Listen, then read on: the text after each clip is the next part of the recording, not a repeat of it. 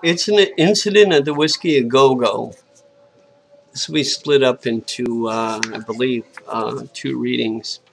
It was March when I found myself on Sibley Boulevard, straddling State Line Road, separating Illinois from Hammond, Indiana. This was before the casino, so there were plenty of strip joints on the Indiana side of State Line. Never mind how I found myself there. My name is Johnny Algiers, and I'll say this much. I was looking for a redhead. She was leaving for England, and I needed to tell her I was sorry.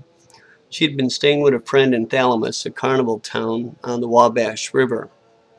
The main attraction was an honest-to-goodness old-timey carnival with a wooden roller coaster and a geek who looked like Tyrone Power in Nightmare Alley, only he ate pork chops instead of chicken heads. I knew about the carnival because I had worked there. The guy in the booth next to me had a jail tattoo etched in his left bicep that read Soup Boss. He never smiled. It was like if he did, it would be like a baseball breaking a window frame. I sold snow cones and funnel cakes, working undercover to see if Soup Boss was selling crystal meth on the side. Did I mention that I'm a PI?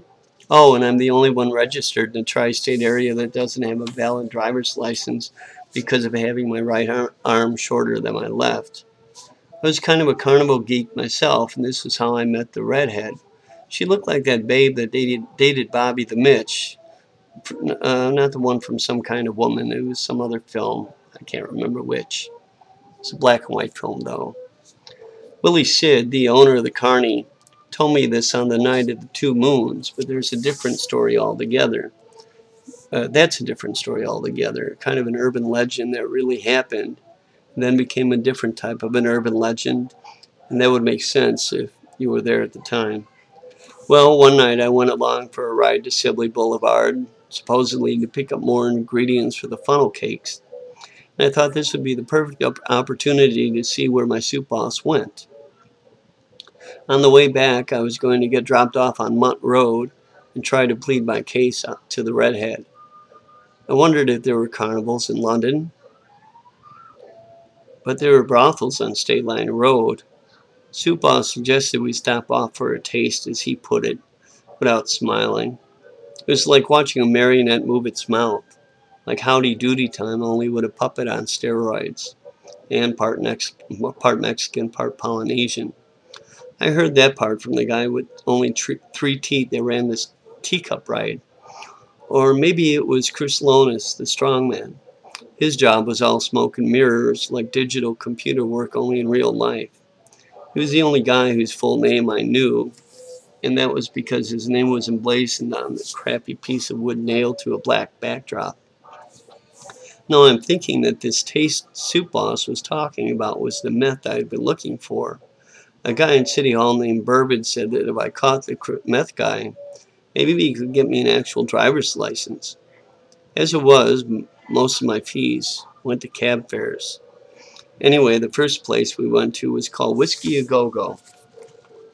The rain that springtime had soaked the dirt streets so that you had to walk through tire tracks to make any real progress. That area was never paved. It was a forgotten area until the casinos were built. That was much later. We passed Selena's Corner, but Soup Boss, leading the way, shook his head in a negative. I wasn't going to argue with a guy whose thigh was the size of my chest, but I truly wanted to check out that joint because of the neon cat in the single window that wasn't boarded up and covered with graffiti. In the comics, Catwoman's real name was Selena Kyle, and I had visions of Julie Newmar pole dancing. She still looked good. Hell, Eartha Kitt still looked damn hot.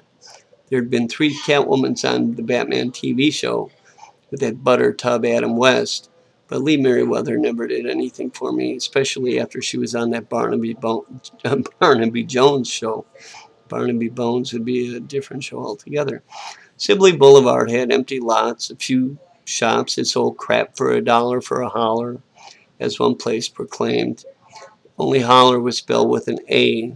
The damn idiots. Then there was a place that said eye, ear, nose, and body repair.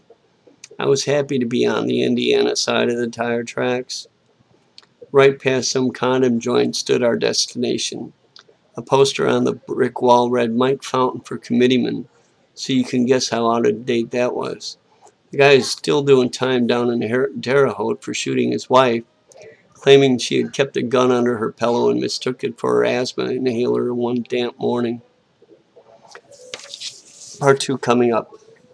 Still on May 28th.